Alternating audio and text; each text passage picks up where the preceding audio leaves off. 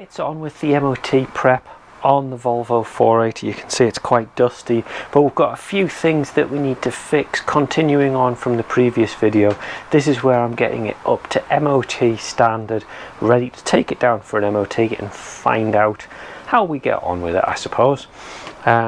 So let's have a look. I'll tell you what we're going to do this time round, see if we can solve a couple of the niggly little things that I've been putting off.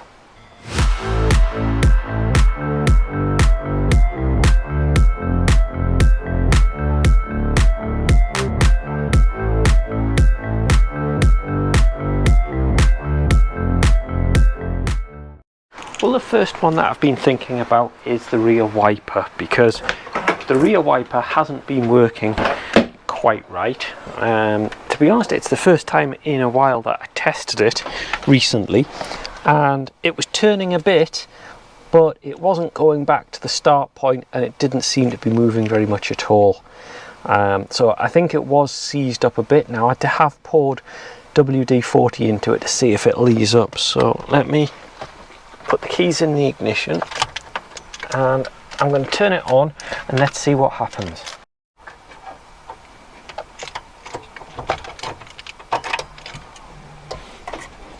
Now if I switch the switch for the rear motor, I can hear the relay down here click, click. So this is the body module, CEM, and it does a couple of seconds click, which is supposed to trigger the motor function. And actually I can hear it running.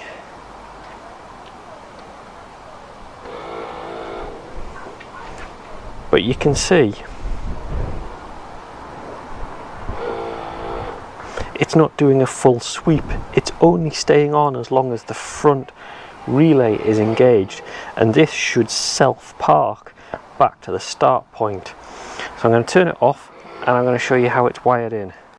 With it being a self-park mechanism, what I've done is I've taken the plastic cover and got at the wiring, and you can see we have 3 wires, black, red and green, and that's what controls the motor. And the wiring is red should be a constant 12 volts, green is the trigger from the relay, and black is the ground. So we can check. I suspect the red is not getting a constant 12 volts, and that'll be stopping it from parking itself properly. Let's get the meter on and check it. Let me show you the meter here. If I put it on black and red, I should be getting a voltage, and I'm getting 0. If I put it on green, I do get a 12 volt when the front relay triggers. So it is what I suspected, and that is that the red wire, which is the one that should have constant voltage, is broken. Now that doesn't surprise me, because the wires are in fairly poor condition.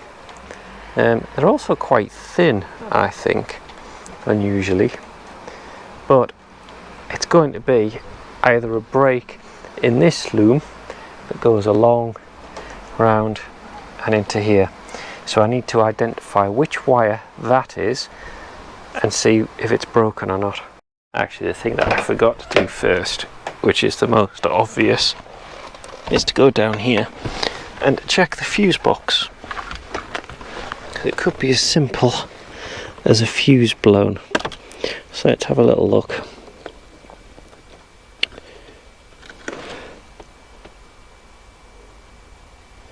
And look for the fuses for the rear wiper. Trying to find them, not spotting them immediately, but they must be on here.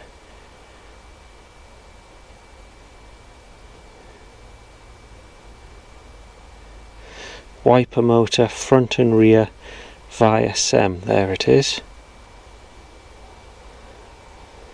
Okay, so it's fuse 9, let's check that. Well, I checked 2 fuses because actually it's ambiguous whether they're both for wiper. Both fuses are okay. I think that eliminates that. I think we're back to checking the wiring at the rear, because I think that's the most likely one of those wires are broken.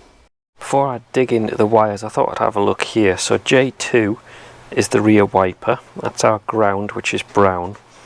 We've got two feeds coming to it. One is green. Now I believe green is the one that comes from the ECU, so that's the switched. And then there's this one, which is white and blue, which is constant voltage. So that should be our constant 12 volt, white and blue. And green is our switched. I think white and blue is our problem. And if we now go and take a look, we can see on the wiring loom, which is here, there's our green wire, which should be our switched, and there is our white and blue. Now you can see I put these connectors on to allow it to be connected, disconnected, but it also allows me to probe and test in here. So what I'm going to do is turn the ignition on and see if I shouldn't get voltage on that one because the switch isn't on, but I should get constant 12 volts on that one. Doubt the camera will be able to see, but I've got the meter on here. I'm going to put this onto ground like this, then this probe first of all onto green. Yep, we get no voltage. And now onto the blue and white. Great, we get 12 volts. So we know that 12 volts is getting to here, but it's not continuing any further, which means there's a break in the wire somewhere between here. It obviously goes into here. It then goes in a hidden channel around the outside and over to here.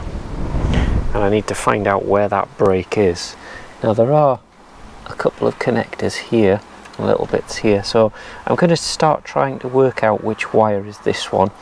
Actually, I might just be able to do a little pull and push test just to try and work out, actually, is it this one? Yep, that's the wire. So I found which wire it is. Oh, I've just broken that connector. So this wire here is damaged somewhere. Now what I could do is, just as a temporary test, so I could take this connector off, feed this 12 volts straight up to the red wire and test it. I think I'll do that.